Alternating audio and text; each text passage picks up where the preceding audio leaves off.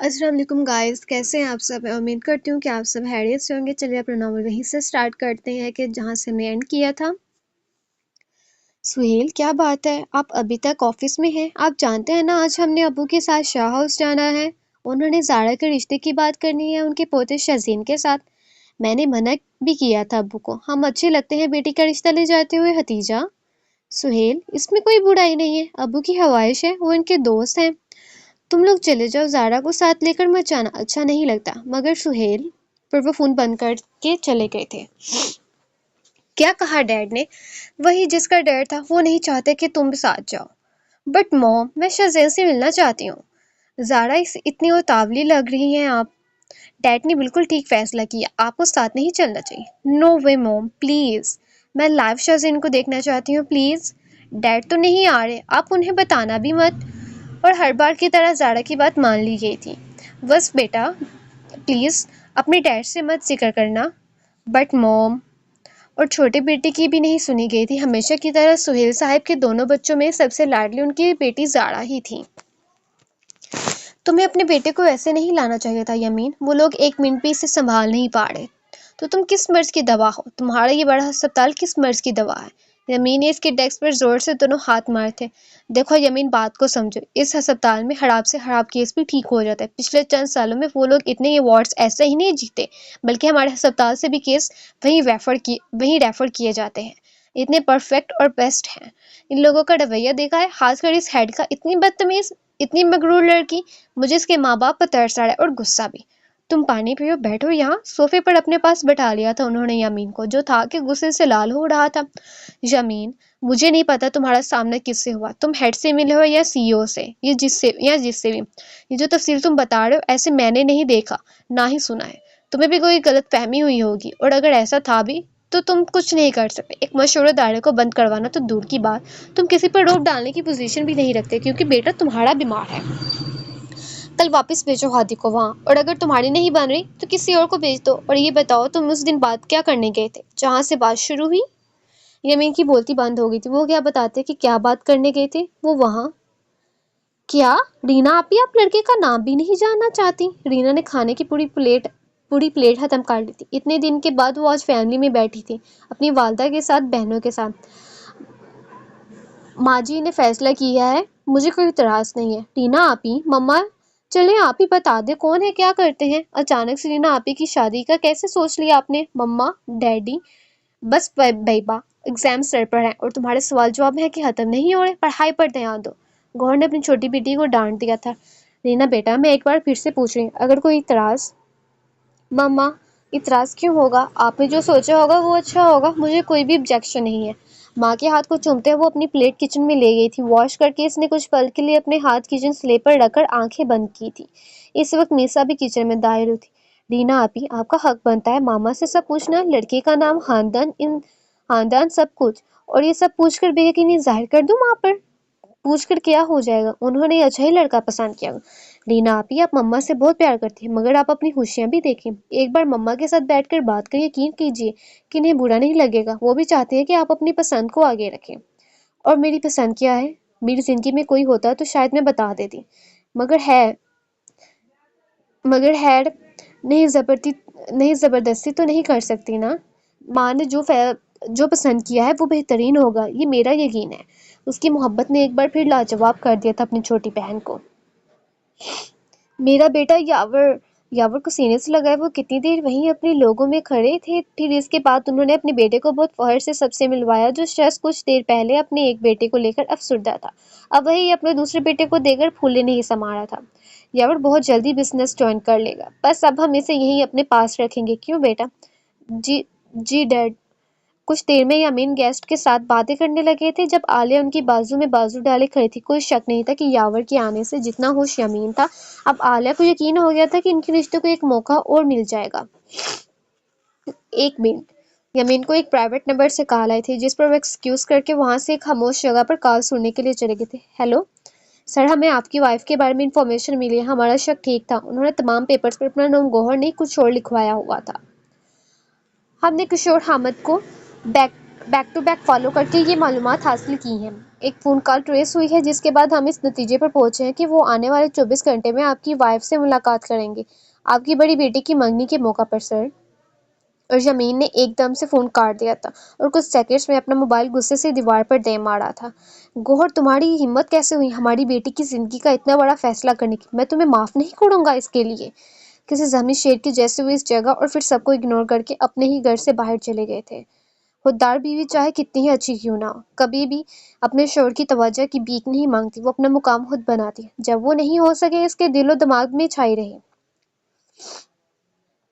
ان خواتین کے جرمٹ میں گوہر کو اس بات نے عالیہ کے تن بدن میں آگ لگا دی تھی۔ اتنے سالوں کے بعد جب گوہر کا آمنا سامنا ہوا تو اسے گوہر نے وہ موقع ہی نہیں دیا جس کی تلاش اسے اتنے سالوں سے تھی۔ آج قسمت نے اس عورت کو عالیہ کے سامنے تو لا کھڑا کیا تھا، مگر وہ موقع نہیں ملا اسے جس کی تلاش اسے تھی۔ تمہاری حیثیت کیا ہے یمین کی زندگی؟ وہ تمہیں بھول چکے ہیں۔ گڈ فار ہم۔ گوہر وہاں کسی سے ملنے آئی تھی جب اس کا سامنا عالیہ سے ہوا۔ اتنے سالوں کے بعد وہ چہرہ اسے نظر آیا جسے اپنے خواب و خیال میں اکثر دیکھتی تھی، وہ اپنے شوہر کے پہلو میں۔ اس کے ہر خواب میں، ہر خیال میں اسے اپنے شوہر کے ساتھ اس عورت کا چہرہ بھی نظر آتا تھا۔ گوہر، غلطی سے بھی یمین کے سامنے آنے کی کوشش مت کرنا، ورنہ… عالیہ نے سرگوشی کی تھی جس پر گوہر نے واپس اس کی طرف اپنا چہرہ کر دیا تھا۔ وہ جانا چاہتی تھی یہاں سے، اس عورت کی شکل نہیں دیکھنی تھی اسے جس نے کچھ وقت میں اسے سب چھین لیا تھا، محبت کرنے والا شوہر، عزت کرنے والا سسرال، سب کچھ۔ وہ اس طرح کی فطرت نہیں رکھتی تھی، مگر پھر بھی اسے نفرت ہو گئی تھی عالیہ کی وجہ سے۔ کیوں؟ یمین کے سامنے آنے سے تمہاری انسیکیورٹیز بڑھ جائیں گی کیا؟ ڈر رہی ہو؟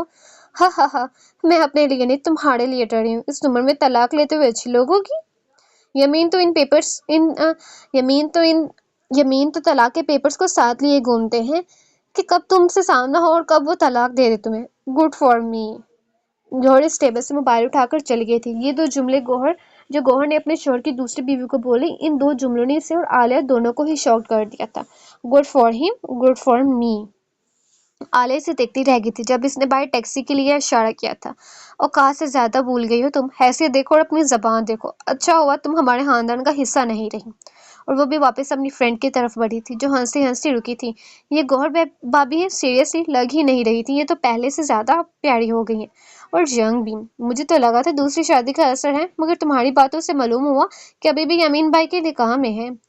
کم آن، بیٹھو، سب موڈ خراب نہ کرو۔ عالیہ کے دوست نے سب کو ٹیبل پر واپس بٹھا رہے تھے، وہ باقی دوستوں کو بھی خاموش رہنے کا اشارہ کر رہی تھی۔ مگر ان دونوں کے ہاتھ آیا موقع وہ کیسے جانے دیتی عالیہ کو ٹیز کرنے کا، جیسے وہ کرتی آئی تھی انہیں۔ یمین بھائی تو بہت لکی ہیں، خوبصورت ہے گوہر ویسے۔ Shut up! اگر اتنی خوبصورت ہے تو اس سے ہی دوستی کر لو، مجھے کیوں بلایا ہے؟ وہ پرس اٹھا کر وہاں سے چلی گئی تھی اور اتنی اونچی آواز میں چلاتے ہوئے گئی تھی، آس پاس کے ٹیبلز پر بیٹھے لوگوں کو بھی متوجہ کر لیا تھا اس نے۔ شازین کی شادی طے ہو چکی ہے، مگر ابا جی، ہمیں جواب نہیں آیا۔ شائستہ نے اپنے سسر کی بات کاٹ کر سب نگاہیں اپنی طرف کر لی تھیں، خاص کر شاہ حیدر کے بیٹے جنہوں نے آج تک جرأت نہیں کی تھی بات کاٹنے کی۔ ان کا جواب ہاں ہوگا۔ شمیر حیدر کے پوتے کو کون انکار کر سکتا ہے؟ بہو، آج کے بعد میری بات نہ کاٹنا۔ شزور، سمجھا دو اپنی دلہن کو۔ شازین، جو ان سب کے رشتے کی بات سن کر ہکا بکا تھا، دادا جی کے جواب پر اس کی اور ہوائیاں اڑ تھیں۔ میری شادی طے بھی ہو گئی؟ اس نے حیران کن نظروں سے سب کو دیکھا، تبھی اس کی نظر اس لڑکی پر پڑی جو کب سے اسے دیکھے جا رہی تھی۔ اس کا رشتہ آیا ہے میرے لیے؟ مجھے ایسے ڈپریسڈ وومن نہیں چاہیے۔ وہ بڑبڑایا تھا، اٹھ کھڑا ہوا تھا۔ دادا جی، میں ابھی معافی چاہتا ہوں، ایک ضروری میٹنگ ہے میری۔ اور باقی سب سے سلام دعا لے کر کے وہ یوں گیا اس گھر سے باہر۔ اس کے باہر جانے پر ہی زارا بھی ایکسکیوز کر کے چلی گئی تھی۔ جاتے جاتے اپنی والدہ کو آنکھ ماری تھی اس نے۔ شمیر، کیا تم ایک بار میرے لیے سوچ نہیں سکتے؟ ہمیں شازین بہت پسند ہے، میں اپنی پوتی زارا کے لیے۔ چند سال پہلے ہماری بات ہوئی تھی شمیر۔ اور اس پر شمیر صاحب کے چہرے پر مسکراہٹ آئی تھی۔ میں جانتا ہوں ہماری بات ہوئی تھی، مگر سہیل کی بیٹی کے ساتھ نہیں، یمین کی بیٹی کے ساتھ رشتے کی بات ہوئی تھی، تم بھول گئے ہو۔ وہ دونوں دوست آمنے سامنے تھے اور باقی بچے گہری دلچسپی سے ان دونوں کو دیکھ رہے تھے۔ ماحول جتنا گرم ہو چکا تھا، ان سینئر بزرگ کی گفتگو سے نتائج خطرناک ہی لگ رہے تھے اس وقت۔ ہیلو، رکے مسٹر شازین۔ اور شازین کے قدم رکے تھے۔ جی؟ ہائے، اندر موقع نہیں ملا تھا آپ سے بات کرنے کا۔ آئی ایم زارا۔ زارا نے آگے ہاتھ بڑھایا تھا۔ اوکے۔ زارا کا ہاتھ ابھی بھی اس کی طرف تھا جس سے ہاتھ ملانا وہ ضروری نہیں سمجھ رہا تھا۔ کافی ریزرو مزاج کے لگ رہے ہیں، ابراڈ پڑھنے کے بعد بھی۔ باہر پڑھنے سے کچھ زیادہ فرق نہیں پڑتا، البتہ اپنے ملک کے کلچر اور ماں باپ کی تربیت زیادہ قدر ہو جاتی ہے۔ ہیو اے گڈ ڈے مس۔ وہ اسے اس کا جواب کر کے چند قدم آگے بڑھا تھا، اس لیے آنکھیں بند کر کے شادی کر رہے ہیں۔ ہمارے ملک میں بڑے جب اپنی مرضی بچے پر تھوپ دیں تو نتائج اچھے نہیں آتے۔ آگے مرضی آپ کی۔ مگر اس نے کچھ جواب نہیں دیا تھا اور وہ چل دیا تھا آگے۔ مائی فٹ۔ جمین کی بیٹی آپ نہیں ہیں ساتھ تو ہم نے زارا کے رشتے کی بات، میں اس میں کچھ نہیں کر سکتا یار، میں زبان دے چکا ہوں، اس لڑکی کے ساتھ شادی ہوگی شزین کی۔ بہو کھانے کا انتظام کرواؤ، تمہارے بے دردک انکار نے کھلا دیا جو کھلانا تھا۔ چلو سہیل اور ان کے ساتھ سبھی اٹھ گئے تھے۔ انکل آپ ایسے ناراض ہو کر نہ جائیں۔ ابا جی شہزور نہ سمجھاؤ، کیونکہ میں آخری فیصلہ سنا چکا ہوں۔ غفار جانا چاہتا ہے تو جائے، میرے پاس تمہیں دینے کو کچھ بھی نہیں ہے یار۔ اور وہ بھی اپنی اسٹک پکڑے لیونگ روم سے چلے گئے تھے۔ کچھ دیر کے بعد ٹھیک اسی گھر اسی حال میں جب رات کے کھانے پر سب میز پر بیٹھے کھانا کھا چکے تھے، تب شائستہ نے وہی بات چھیڑی تھی۔ ابا جی میں پھر سے درخواست کر رہی ہوں، ایک بار پھر سوچ لیں، جہاں آپ شزین کی شادی کروا رہے ہیں وہاں اگر بیٹیاں ہوئی تو؟ بہو یہ کیا بات کر رہی ہو، تمہیں کیا ہو گیا؟ اولاد تو اللہ کی مرضی ہے۔ ابا جی یہ وراثت بھی ہوتی ہے، ماں کی بیٹیاں ہوئی ہیں تو بیٹی کی بھی بیٹیاں ہوں گی، کیا گارنٹی ہے کہ بیٹیوں کی لائن نہیں لگے گی؟ بس کر جو شائستہ، ابا جی سے معافی مانگو۔ شزین چپ چپ سب دیکھ رہا تھا، اس کے سامنے اس کی والدہ نے دادا جی سے معافی مانگی اور سب ویسا ہی ہو گیا۔ شزین تم بتاؤ بیٹا، کیا تم؟ دادا جان وہ بات کی باتیں ہیں، میں راضی ہوں، آپ جیسا چاہیں گے ویسا ہی ہوگا۔ دادا جی کا ہاتھ چوم کر وہ اوپر کمرے میں چلا گیا تھا، مگر ماں کی باتیں اسے مکمل بے چین کر چکی تھی۔ اب اسے بھی جلدی تھی اس لڑکی کا بیک گراؤنڈ جاننے کی۔ وہ اولاد میں بیٹی ہونے کے خلاف نہیں تھا، مگر بیٹی کی لائن لگ جانے کا سن کر وہ بھی گہری سوچ میں پڑ چکا تھا۔